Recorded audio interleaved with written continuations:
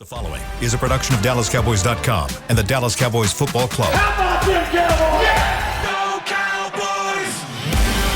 This is Girls Talk, Boys Talk, presented by Jigsaw Dating, preferred dating partner of the Dallas Cowboys, and broadcasting live from Dallas Cowboys World Headquarters at the Star.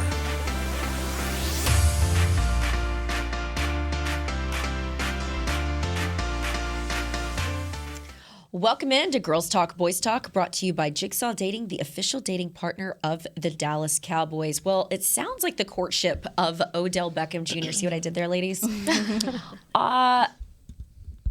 Jerry was ready to put a ring on it yesterday. On Sunday. Yeah. Right now. And then I felt like he had drinks with his boys. They started to bring some things up about the girl he's about to put this ring on. He did compare it to a marriage. Yeah, and then I think he just sort of pulled back a little bit. I'm going to get your thoughts on some of the developments today, ladies, but just in talking to some of my sources around here, Jerry's still a wild card, and Jerry could still make a move. He said they're still working on it. He said that on the record. And I believe in Jerry's mind, he'd love to get a guy like OBJ in here because of the star power we once saw with the Dez Bryant, the merchandising, the personality. And if you've ever interacted with OBJ, he really is this charismatic, dynamic guy. He's one of my favorite players in the league. But there are real concerns about when this knee could be ready to go. And as we've discussed on this show, it's all about a right now. Because we've seen this in the past. Rosters look so different next season. Yeah. The NFC East could look different next season. But Jerry Jones, and we've heard it from sounds from the sidelines. We heard it from Lovie Smith. We'll get into that. People know this is a special team this year. Yeah. So if you're going to make this sort of investment, it needs to be a now. I had asked Micah Parsons off to the side, and he was asked it by reporters. When did OBJ say he'd be available? He said 5 weeks. So you're looking at, what did I tell you a couple of weeks ago when you and I talked about this? I was like, this is going to be a mid-January thing. If it was truly a mid-January thing, I believe Jerry pulls out the pocketbook. But I think they've got real concerns that this is a late January thing, possibly not a thing in 2022. And that's where things are right now. But as I said to Jerry, I once had a coach in this league say, if you want a free agent, you don't let him leave the building. No offer was made to OBJ. They might still be working on it, but I did go up to Jason Peters just for giggles. Hey, Jason, when you left the building after your meeting with Jerry, did you have an offer? He had an offer. Now, it was a different situation. He could work out. They had the Arkansas love affair. They needed an offensive lineman. But OBJ walked out of here without an offer. They might have talked money, but they weren't prepared to do anything because they're still going through those medicals. And I feel like there's a little bit of a hesitation here. And I got to ask you guys, what is the biggest luxury purchase that you've ever had? For me, it was recently my house. I bought a house this year. I loved that house. It's the cutest little house. It was sort of a house that I manifested. But if my real estate agent told me, you can look at the pictures, but you can't walk in the house. Am I buying the house? No. I'm not. So I understand the hesitancy and how it can start off with excitement and intrigue. But if I can't walk around the house, how do I justify spending that kind of money? Whoever wants to jump in here, go for it. But your sort of thoughts on this situation as it's developed and the enthusiasm feels like it's waned a little bit. Yeah, you know what I thought was interesting was OBJ's tweet today, the little chess piece. And I tweeted out checkmate, and the first thing that came to my head was a Taylor Swift lyric that said, I'm not going to lose, essentially, which ties back to her Mastermind song, talking about how she schemes things ahead. So I just thought, as a Swiftie, that was very fitting. But I also think it's very ominous of OBJ, and he knows exactly what he's doing. And essentially, what I can appreciate about OBJ is he knows his worth when he's healthy. And that's huge. You know your worth. You're OBJ. We all know your worth. We all know. What's scary going into this kind of sight unseen, if you will OBJ be the same OBJ that you know him as, pre-injury? And you're talking double the injury at this point. Yeah. And so I think, bless you, I think what's interesting going forward is the reality set in for Jerry, kind of everybody else too. I think as the week went on, and that's all we've been talking about, that's all we've been scooping about is, OBJ. I think the reality set in of, oh wait, this is a serious injury he's coming off of. This isn't something little. This isn't something that's just going to go away, essentially, if it's not taken care of correctly. So I think reality's setting in a little bit now, and it became more of a tangled web than I think anybody anticipated from it. While you were talking, because something that I've tried to be fair about in this is that this is a courtship, to your point, right? It's not just the Cowboys who are interested. There's 2 other teams who are seriously interested in making an offer, as well as other teams, the Chiefs. I think the Ravens were also on that list. And if you're to believe Mike Florio of PFT, which this feels like agent spin to me, the Eagles. Yeah. They're interested in everybody, though. I can't see that happening. But to your point, we've spent so much time talking about how he fits in well with the Cowboys. The guys have been actively recruiting him. And it kind of just dawned on me as you were talking. I was like, well, what did the Bills say for his visit? What did the Giants say?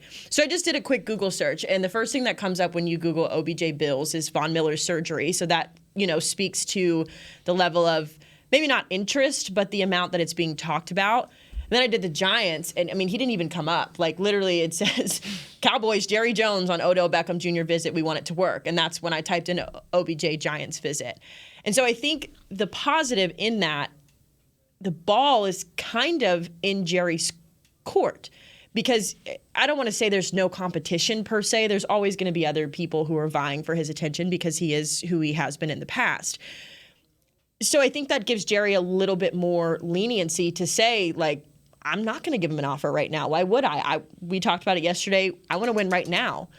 So in my head, and again, like I'm learning all of this, so this is just my brain processing in real time. Now it's like, okay, well, I want him on the team, but if he's not going to contribute now, how can I build something that's going to get him to be on the team and be a contributor maybe in the future?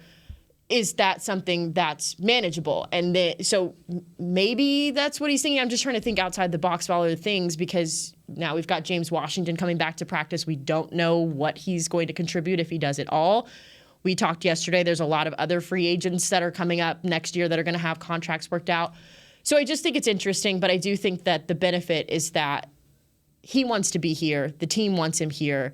It's just got to look right for everybody. Well, quick, I want to interject there. I do wonder if OBJ has soured based on some of the content that we've put out there. I mean, look, this is Dallas. This is not unique to OBJ. We saw this with the Dak discussions. There's a lot of us reporters in this market. On this story alone, I've probably talked to 8 different sources on both sides. And so we're going to ask the questions. And I don't think maybe they don't ask the questions in other markets. There's just such an appetite for every morsel of news in Dallas as it relates to OBJ. And I wonder if that sours OBJ a little bit, because I know the New York media kind of soured him when he was up there the first time. I wonder if that sours him. But to your point, Haley, I've said this last week and I'll say it again. I think OBJ needs the Cowboys more than they need him. I agree. We're talking about the Giants. If we're talking about a win now situation, the Cowboys are built for success right now, and we're seeing things sort of coming together. Now, we'll get into this in our next hour. My big concern is the corner position. Mm-hmm. But if I'm OBJ, everything that comes with Dallas, and I was even talking to one of the players in there that's had discussions with Micah, how much he wanted to stay and not move. He wanted this to be a place for his family. There's a lot of players here that come to Dallas that stay and don't move, no state income tax. I think it's very appealing to people that are at their stage in life. But I just wonder if this, with OBJ's ego, because we've seen this, I've dealt with a type of receiver, a few type of receivers like OBJ. This sort of stuff, they like to be courted. They like to be treated a certain way. And I do wonder if some of these storylines are souring him. And that's why his tweet today was very interesting to me. He's playing this. He's playing the game. Well, that's what my question was for you two ladies. With, like you were talking about, with the Giants and, what was the other team he met with? The Bills. The Bills. We didn't get any of this type of information That's exactly what I was saying. Health and stuff. And one thing I will say is that Cowboys training staff is pretty highly touted in the NFL. People are going to trust, to me, a lot of what they say regarding a player because they've shown numerous times they can take players that have key crazy injuries and Smith, make them Damone healthy. Clark. Damone Clark. I mean, even LVE, like they've shown they can take guys, and this training staff is capable. So when you talk about like, you know, some of the souring, the credibility with the Cowboys training staff's word is important. But then also, when you talk about this being a win-win for OBJ, this is, again, one of the better training staffs in the NFL. And you've seen he has evidence of guys coming back from similar injuries or even injuries more serious than him. I think it also, too, if you were going to get him in the building, one benefit for him would be being with this staff to get him where he needs to be. Who has successfully gotten guys back from ACLs. I think that there's also been a question of how effective his rehab has been, how dedicated he's been to that. And that's half of, to me, why they're so iffy about it. I do think if their staff, if the Cowboys staff had an eye on him, was going through his rehab, saw everything that was going on, that maybe this would be a different situation. But they didn't perform the surgeries. They didn't do any of that. And I understand some of the concern. I can't say it's disappointing, but I definitely can feel the energy from even the players being like, all right, let's wrap this up. Let's wrap this up. Like, you can feel that. And keep in mind, Michael Gallup, Jalen Smith all had surgery with Dr. Dan Cooper, who is the Cowboys team doctor. If there's anyone that knows anything about ACL injuries, it's Dr. Dan Cooper. So they're likely going through his medicals. Now, I did put Steven on the spot today when we caught up with him outside the locker room. I go, how do you feel about if Dan Cooper had done the surgery, would you guys have had a different thought process on this? It's a great question. He didn't answer it the way that I'd wanted him to, but he did say that he respected the doctor who did OBJ's surgery. But I do wonder if he had gotten the surgery with Dan Cooper, I think it's, as one person described it to me, would you drill a well without a topography map? And I think that's what they're working with. I mean, they're sort of going on this outside information with OBJ and sort of flying a little blind here, and it's a big investment. And again, I still think Jerry's a wild card. I still think Jerry could still do it. But I get a sense a lot of the people in the building are sort of trying to walk him off the ledge on this. And he still could be the top, like, if I'm not mistaken, looking at the free agent wide receiver market in the offseason, if he's healthy, he still could be at the top of that list. So it's funny you say that, Aisha. Again, this is another terrible analogy, but my mom is trying to sell a condo that they've got in Chicago because she's going through the cancer, and they'd like to pull that out. Cancer is very expensive. It's not getting any bites. And as one of my girlfriends said, she needs to pull the house off the market, reset its market value, then offer incentives, and that's how you get it sold. I'm like you. I'm like, I've got a bunch of teams that aren't making any offers and jockeying for me. I think he thought by putting out some of these videos and we're talking about it the way that we are on all these national shows, that it was kind of like chum in the water. It's creating a feeding frenzy for him, and it was there until it's like, Until it's time to show up. right, it's like, we saw your workout videos, but you can't run routes. I haven't seen you cut. Like, these are the things that are important. It was the same sort of concerns that people had for Des Bryant when he was working out for the Saints and with the Ravens. And so they're notable concerns. And Jerry told us in the locker room when I asked him about this whole making the uncomfortable decision, I think he's prepared to make an uncomfortable decision, but I think there's a lot of people that are asking themselves, just this talk got our guys like CeeDee Lamb and Michael Gallup going. If we can get some consistency from these guys, do we need a guy like OBJ? You can even talk about OBJ knowing maybe not the extent of it, but knowing the media frenzy that was going to happen to come to Dallas to make him more valuable and put more out there for him as far as his value for other teams go, because nobody else is going to deep dive into OBJ like the local media here did. I mean, nobody else is going to do it. And that's just the nature of a big name like OBJ coming to somewhere like Dallas. And so I think he used the media baiting a little bit to his advantage, but also I think it kind of had an opposite effect in a way. I think it's backfired a little bit. And I just wonder if it's hurt his market a little bit. Yeah, and I think at first it was great. Everybody was so hype on the OBJ train, and yes, let's do it, let's go. But then now with all of the medicals and knowing everything that, could potentially come out and has come out since the visit, it's interesting to wonder if that backfired and now he's kind of back It's to the just quarter. taken too long. I mean, I think that's just the reality of the That's it. situation. And like, I'm sure you have to make sure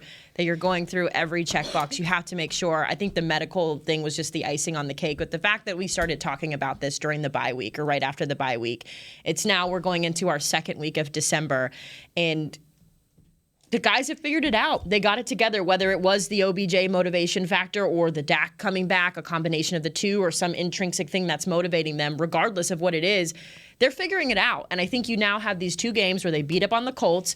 They should beat up on the Texans. They should beat up on the Jaguars before they get ready for their biggest game of the season with the Eagles. You've got all that time to prep. It just kind of feels like at this point, like, that's it. Like you said, the wow is gone. The appeal is gone. Like, we just want to move on. Because play again, football. if he had come out here and done a workout, Yeah. and be you knew very he was different. healthy, he would not have left this building. Yep, It's yep. write the check. This Signed, is a guy that can self-delivered. contribute immediately. Now, then on the flip side, I think you have to ask yourself, okay, if he resets his market value, is it better to get him cheap now and build in some injury protections? You've got him in a house and you're sort of built for next year. I don't know. I mean, part of me thinks the Cowboys, because they've sort of been successful. I mean, just look at this roster and what they've done on defense and some of these offensive pieces, the offensive line. I think they still believe they can do these things through the draft, and youth is the way to go, and the smaller contracts. And we may be looking at this thing very different. I mean, we may be looking at this thing going, you should have given up the second round pick for Brandon Cooks. You know, It feels so long ago. why not Amari Cooper? You could have kept Amari Cooper. I don't think you can second guess those things, but I do think that the thing stands out. If OBJ could have played and have been healthy, I think we would be having a completely different discussion. And he may very well be able to play. But guys, we're talking about the timelines. I was asking someone, how long does it take for a wide receiver to get acclimated just to the playbook? Remember, as Mike McCarthy had told us after his first year, that the terminology for Kellen Moore's offense was a little different. It took him a little bit to get up to speed, and now they're really on the same page, whatever. It's going to be a whole different playbook, different terminology. It's going to take him a little bit of time to get acclimated, not just from a physical standpoint, but from the mental aspect of just knowing how this offense works. And so I got to let it go. And I'm not trying to sit here and say, let me cushion Cowboy fans. We were the ones that got you all excited about this. I told you that I thought that this was the realest free agent pursuit that they've had since I've covered this team. And I believe all that. But things can change when you get someone in the building. And that's, remember, Jerry kept telling us, I just got to get him in the building. We got to get our hands on him. And they weren't really able to get their hands on it. And I think that's what scares them a little bit. And that's where the pause is coming from. But again, to your point, I don't know what even this discussion has done to his market value. Maybe Jerry's still able to get this thing done. Maybe they're having these conversations, but I just feel like the enthusiasm for this, not just with Jerry, but I feel like the locker room, when you listen to some of these guys, has sort of waned a little bit. Yeah, he would be I mean, the only way I look at it is as, like, you know, your receiver core is not, I don't know, it's not top heavier of any means. So maybe he's a guy that you prepare for if there is an injury. But at this point, I look at this as a maybe we have you here next year thing because of the free agent market. And then also, too, you don't know if they're going to be going cornerback in first round. It's also a game of pros and cons at that point with the free agency, because you have guys like Noah Brown and Tony Pollard that you look at the success they've had this season, specifically Tony Pollard. To me, that's top of the food chain, top of the line priority when offseason rolls around. It's not necessarily OBJ immediately. It's if all of these things can work out and the puzzle piece fits where it may, okay, OBJ later down the road. But also there's a long list of free agents for this Cowboys team coming up this offseason. I mean, and I'm just naming a couple offensive players. You even have people like Brett Maher to worry about and things you need to lock down before you can start getting the shiny new toy. You need your current weapons that are working with the scheme, with the coaching, with the environment that they have been working with all year. So I think the discussion of OBJ in the future is an interesting one if it can fit when everything else is taken care of first. I think if it doesn't happen now, it probably won't happen down the road, considering the long list of free agents there is. I just think we went from a position of need ahead of the bye week to now this feels like a luxury item. I mean, we'd always talked about it as an additive with the way that these guys were playing, but it now feels like this luxury item that when I go shopping, there are just some basic needs that I have at the house.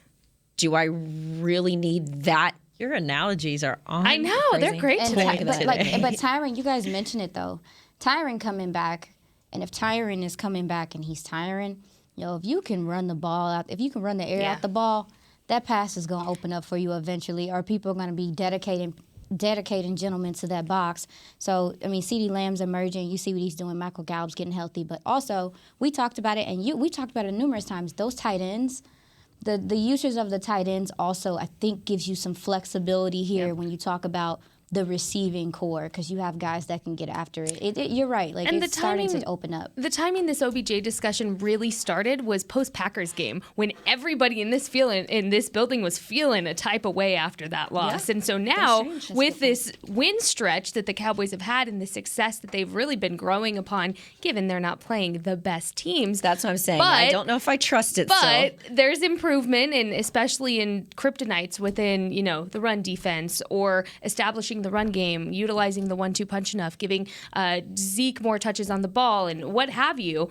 It's a very different team than you were talking about post-Packers loss compared to, going into December football and where its trajectory is now. It's an interesting discussion. I love it around here. I feel like when the wind blows a lot in different directions here at the Cowboys, like I said, new information typically does that. You were talking a little bit about Tyron Smith. I think this is a big piece of the puzzle. What Mike McCarthy had to say about just this receiver group, Dak in recent weeks, and then getting Tyron Smith back, what that ultimately means for the playbook. We'll talk that. Plus, what I think is one of the most concerning positions now on the team that's getting lost in some of this OBJ news. We'll have that and more on the other side of this very long first block. This is Girls Talk, Boys Talk, brought to you by Jigsaw Dating, the preferred dating app of the Dallas Cowboys. At Jigsaw Dating, we obviously want the Cowboys to bring that sixth ring home. But to be honest, we're more focused on finding the person who will put a ring on your finger. That's why we created a dating app that reveals your face through meaningful conversation, so you can date deeper. Because it's personality that matters the most, not looks. Join Jigsaw Dating today, dating partner of the Dallas Cowboys.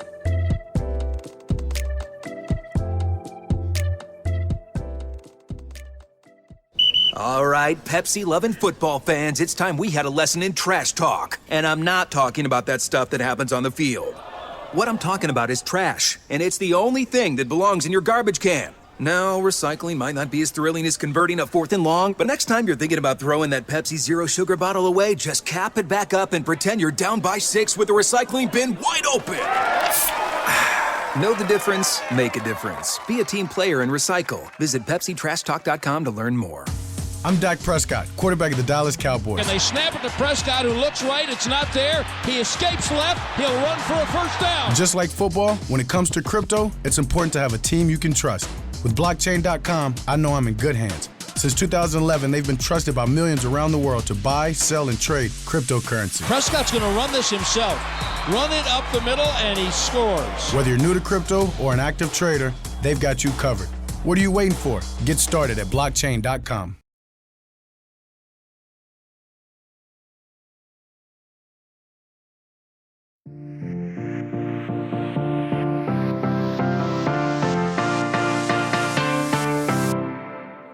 Welcome back to Girls Talk, Boys Talk, brought to you by Jigsaw Dating, the official dating partner of the Dallas Cowboys. But Jess, first. Give the gift of the Cowboys this holiday season with Dallas Cowboys United a membership. Gift your super fan an annual fan membership and a fan pack for as little as $20 because 'tis the season. Learn more at dallascowboys.com/united. Awesome. We'll get some injury updates here in a second, but one of the bigger storylines today lost in all this OBJ discussion that I think is more relevant for this offense and its productivity, the return of Tyron Smith. We're going to have to get used to that, ladies. Tyron Smith to practice. We haven't seen him since, right before week one. I'll never forget being on the blue carpet as they had their intro to the season and asking all of the players, and it literally felt like the sky was falling. Completely, I feel like playing over some of the expectations that I think a lot of us had for Tyler Smith was the rookie over there at the left side. And I think a lot of people are wondering, all right, Tyron Smith returned to practice. When can we see him next? I asked this question. It's my understanding we could see him against Jacksonville. He likely, and again, these things change debating on how practice goes for him. But where we saw some of that sub in, sub out, some fans watch these games, they don't pick up on that. But I think some of us were kind of like, did you see that? They were switching Tyler Smith out at different positions from left tackle to left guard. And it felt a little disjointing to the flow of the game against the Colts. But there was a method to the madness. In other words, they're going to be subbing in Tyron Smith a little bit. And you got to love the position flex and the wherewithal of Tyler Smith to be able to do that in game. So I think we'll see that against Jacksonville. And then it sounds like they really like him to be able to start against the Eagles. And I think that's big. Aisha, why do you think that that's big when you look at the film as it relates to this offense that's beginning to find its rhythm in recent weeks? Yeah, it's just a luxury. It is. Like when you talk about a luxury, any team that can add a level of left tackle at this state in the season and get better on the offensive line I think it's impressive. And with Tyron, we saw some of those combo blocks with him and Tyler in camp, and they're moving people out of the way. And when you start talking about, like we talked about, this receiving core and some of the questions or whatever, no, the Cowboys they are dominant in the run game in some instances, and to take a tick up from that. Also, too, we talked about, like, Cowboys also, too, when they're passing the ball, they go max pro a lot, like max pass pro, and that takes a lot of your tight end out as a receiving option. And with Tyron being in, I would hope that you wouldn't have to send help over there and that you're going to have more options in the middle of the field with some of these short yardage situations and third downs. Tyron, and also with the communication, this is important moving forward, going on the road and all that communication stuff. We've seen that be an issue sometimes on that left side with McGovern and Tyler. Just get a more experienced player, and I think they can dominate there. And that's, to me, time of possession, all this stuff, that's going to be important going into the playoffs and into the postseason. He's a good addition. Yeah, I agree. I just think Mike McCarthy's quote today when he said, any time Tyron Smith is on the field is a good day for the Dallas Cowboys. I think that, like, enough said, drops Mike. When you have a veteran guy who has given so much to this organization, just all across the board, it is a luxury to have him on, but it's also like, why wouldn't you want to find a way to work him in? Because I know that, like, whenever the conversations of him first coming back, there was float around where it was like, well, where's he going to fit? And I'm like, what do you mean, where is he going to fit? Like, he's going to fit where he wants to fit, because if he's there, you put him on the field. To your point, I think it just helps the run game. I think it helps the pass game. He really just, the way Dak came back and elevated the offense, while Cooper was standing in, and not that I'm comparing Cooper to Tyler Smith, but just in that same regard. Yeah. You put your veteran guy back on, and you see what happens when Dak comes back. Now you're adding another veteran guy with Tyron Smith back on that offensive line. You want to talk about being contenders for a Super Bowl? That's first half of the recipe. But again, you're not able to, sorry, Jess, No, but again, you're not able to do that unless you've got a rookie like Tyler Smith that can move to guard, who can and move be out to guard, because you could find yourself going, we want to continue going more youthful. It's a cheaper contract. Why disrupt a guy that's over there at left tackle? And credit to Tyler Smith that they feel comfortable enough kicking him back out to left guard, that, to your point, you have the luxury of having Tyron Smith. Now, I think it's going to be interesting what the discussion is going to be this offseason at training camp, because he is getting long in the tooth, which is crazy because Tyron was so young when he came here, what they're going to do with that situation. But in order to go up against teams like the Eagles, the Titans, when we start talking the postseason, you absolutely want Tyron protecting Dak's blind side, because it just gives you more time for Dak to make smart decisions, getting the ball to his guys, and then, to your point, running the ball. Yeah. I was also going to say, too, we haven't seen an O-line who potentially has the versatility to have Jason Peters and Tyron Smith within the same set. Oh, my goodness. Talk about striking the fear into defenses and wearing them down. I mean, you have that versatility. You have that option for this season, because Jason Peters, another free agent, you're going to have to decide on what's best, come off season. But something else I wanted to mention too was Tyron's mental toughness. This guy is tough. I mean, physically, he's a tank, right? And then just the mental toughness. I was telling the girls earlier, I was telling all y'all when before we started recording, I was there the night at training camp when he got injured, and the snap was so loud. Everybody that was in the Ford Center kind of got silent because we all knew something happened, saw him go down, but then you see him get up and he's walking off by himself. Such a freak out. I remember was- us thinking us not. I remember It seeing was that and thinking it wasn't crazy. serious because he walked off. He walked off, Yeah. and But his own teammates said the same thing. Yeah. Remember, a lot of them, even Dak, when we'd asked him about it, because I remember asking the guys, where were you? What did you see? Yeah. And they all literally thought nothing of it. And to have missed him this many, I mean, we're talking week 14 coming back. That's crazy. to be honest, it didn't sound like an injury snap. week 15. It sounded like something kind of fell, but it was loud enough that everybody kind of got silent, and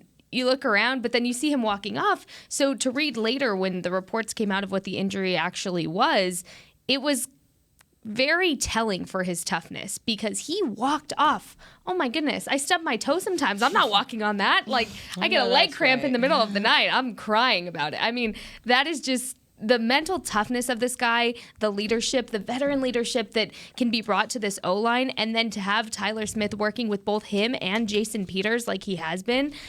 Oh my goodness. You're not only building up the team as it is in the now with the O-line, with the versatility, you're also building up your future when you have Tyler Smith working under guys like that. And I think that, to me, is the most important investment, is you're building up this young guy who, if you go back to that same point in time, wasn't supposed to have the starting job. Mike McCarthy had said at that point, yeah, where things stand right now, Tyler Smith wouldn't be starting.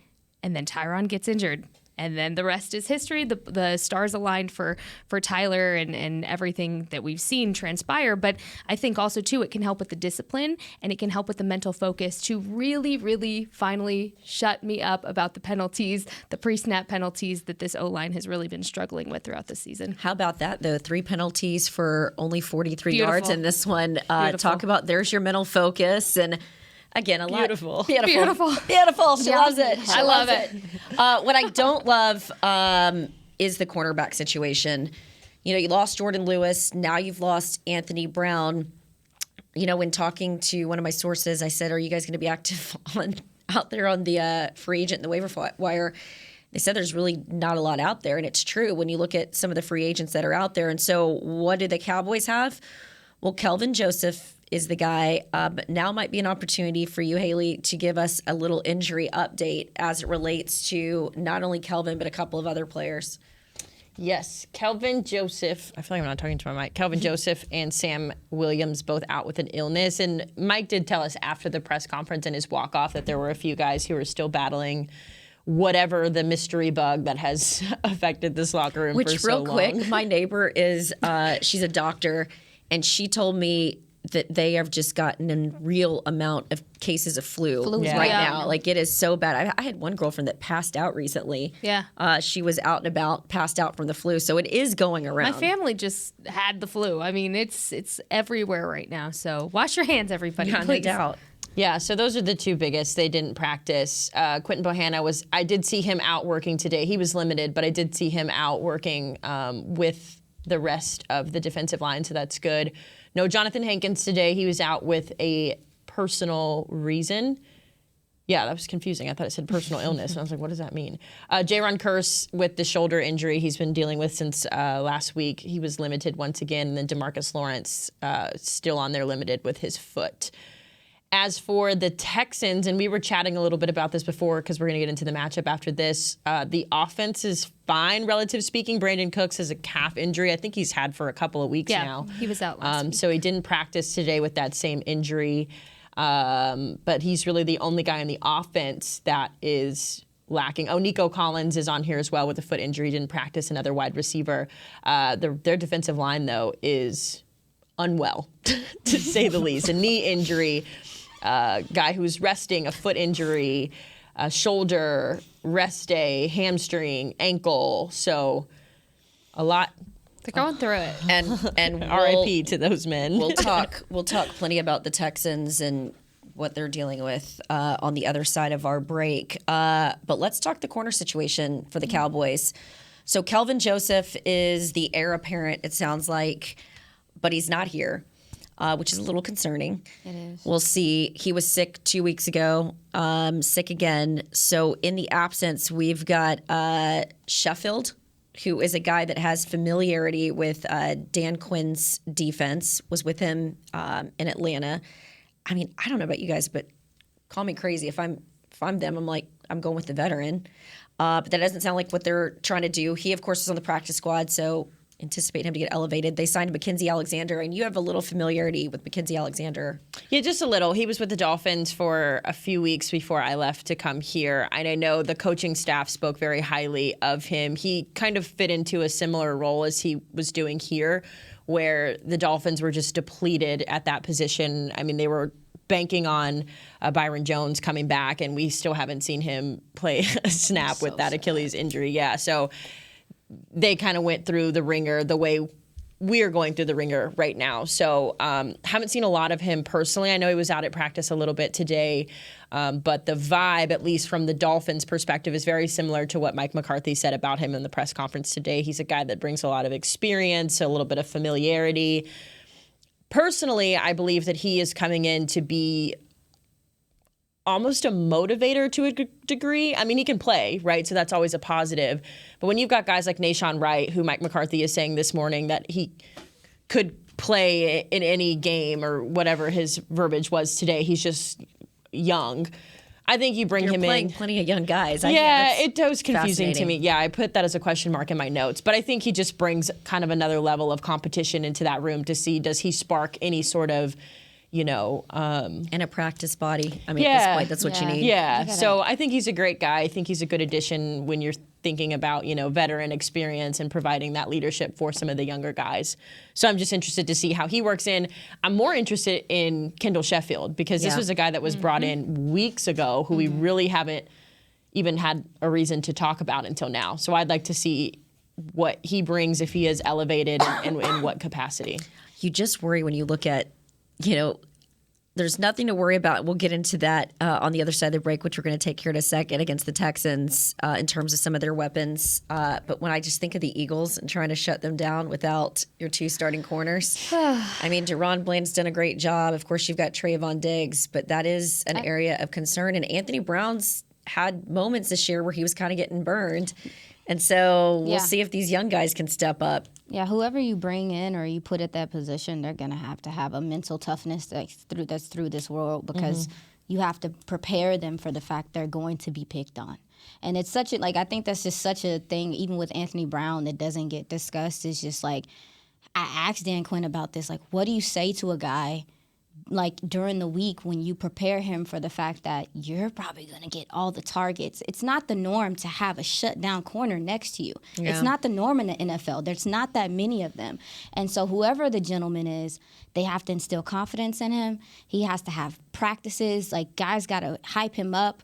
They have to mentally prepare whoever it is that's filling that spot because they're going to be the highlighted point. Because if you're going at this defense, that's probably, especially with them starting to shore up the run game, maybe the only weak point.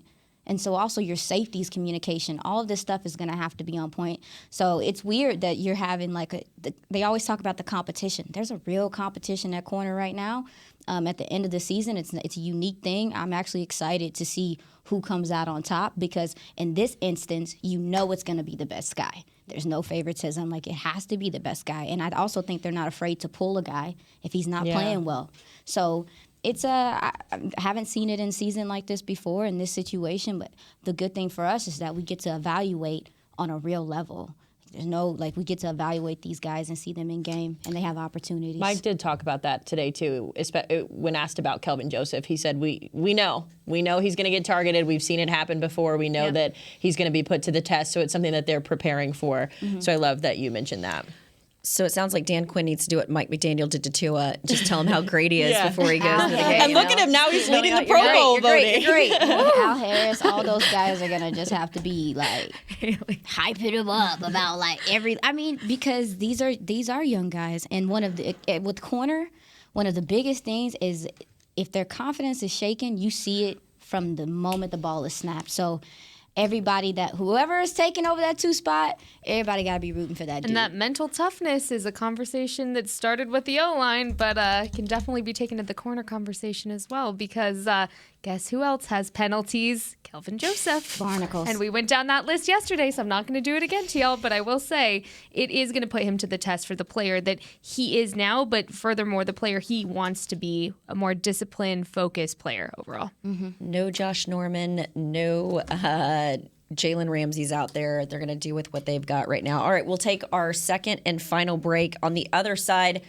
we'll briefly scout the Texans, because that's all we need. We need about 2 minutes to scout them. When we talk about this team who literally has 1 win this season and 1 tie, it's going to be an interesting noon game for the Cowboys. This is Girls Talk, Boys Talk, brought to you by Jigsaw Dating, the official dating partner of the Dallas Cowboys.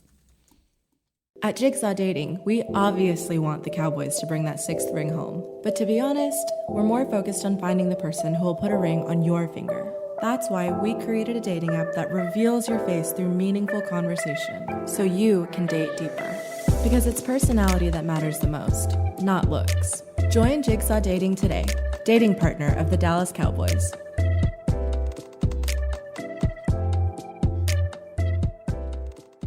All right, Pepsi-loving football fans, it's time we had a lesson in trash talk. And I'm not talking about that stuff that happens on the field.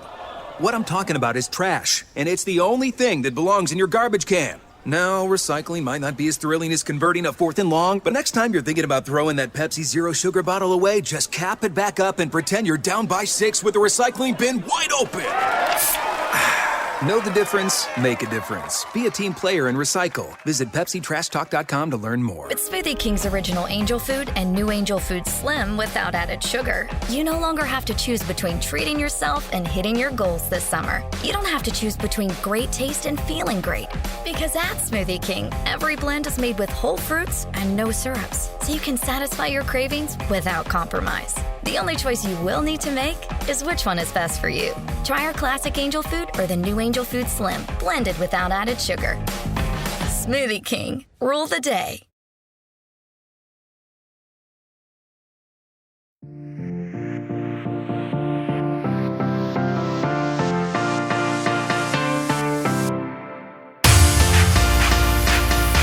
Back to Girls Talk, Boys Talk, brought to you by Jigsaw Dating, the official dating partner of the Dallas Cowboys. But first, head to AT&T Stadium on Saturday, December 10th to experience Rally Day presented by SeatGeek. Get ready to cheer on your Dallas Cowboys with tours of AT&T Stadium, games, inflatables, and even more. Plus, to visit SeatGeek Skies to your seat activation zone to enter for your chance to win the game day experience of a lifetime, including tickets, a helicopter ride to AT&T Stadium, and a meet and greet with DeMarcus Ware. Wow. Visit AT&TStadium.com/rallydays for tickets and more. For more information. Nothing like a good long read when we have so much time. I was trying to get through that. Well, ladies, we're not going to need a lot of time, and I'm not here tomorrow, so I'm sorry that you guys get to deep dive into these Texans, but we'll give you a quick refresher here.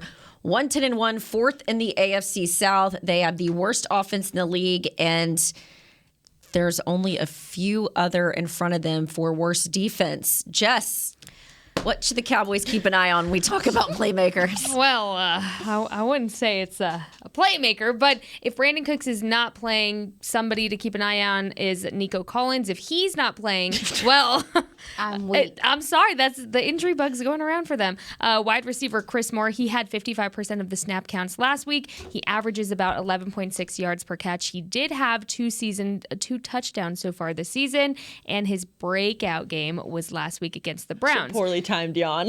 Yeah, no, I'm so sorry. Or was it? But I will say they are going to try to establish their run game with running back Dameon Pierce, who his best game, surprisingly, was against the Philadelphia Eagles in Week 8. He had 139 yards, averaged 5.1 yards per carry, and had 27 touches on the ball. Keep in mind, last week he had 72% of the snap counts. There's even more, but I will spare y'all and we'll talk about it more tomorrow. I just have anxiety thinking about storylines that I've got to come up with for 4 hours of NFL game day morning before this one. Yep. Jess, we got a pass interference before we wrap this up. All right. Well, the Cowboys have played the Texans every 4 years since the year 2002 and have a record of 3-2 against them. In that time, the Cowboys have scored 11 touchdowns, averaging a little bit more than 2 per game. I highly expect we'll see more than that during this game. A total of 91 first downs, and they average about 18 first downs per game there. And get this, they have a total of 1,754 offensive yards for the Cowboys, and allowing the Texans offense to have 1,574 yards there. So there's that. Well, There's Cowboys, a trophy, ain't it? yeah. What? They win a trophy, don't they? They win a trophy or something. For what? If they win the game, it's like a Texan bowl. Oh, yeah. They win a trophy or Yeehaw. something. It don't make no sense. It's very college. It's like when SFA and when I did Southland Football Conference, you would get it was like Yeah, I know what you're talking Chief about. Cato or Yeah. whatever. It's like, yeah. It's funny, you Google Texans Cowboys, and the first thing is like, this is not a rivalry. Like, okay, relax. It's fine. It's not, fine. though. I mean, it's like Venus and who the other girl who she always beats up. Or not Venus, I'm sorry, Serena and the other girl she always beats up on. Maria Sharapova. Sharapova. It's not a rivalry. so wrong. It's not a rivalry. It can't be a rivalry. I if thought you were that talking one about her person doesn't sister. win. I It's was like like, Texas and Texas A&M. I'm Yeah. kidding. Oh I'm my kidding. I'm not God. trying to get people Oh, upset. Lord. Dang. Just take it Well, off it's the going to be air. an interesting game. Here's the deal. The Cowboys need to do a better job of not letting these terrible teams hang around. We certainly saw that against the Colts when they decided to finally separate themselves in the fourth quarter with 33 points. Already, Cowboys, I feel like they're really sluggish, particularly when it's noon kicks. So we'll see how this one goes because I really don't want to see this offense hit a skid against this team because the conversations and the storylines we'll be covering that week will be interesting. But I am not here tomorrow. This is you ladies excited to listen in. But hopefully on Monday, you guys are talking about a Victory Monday. Thanks for tuning in, and we will see you on the next one. This has been a production of DallasCowboys.com and the Dallas Cowboys Football Club. How about this, Cowboys?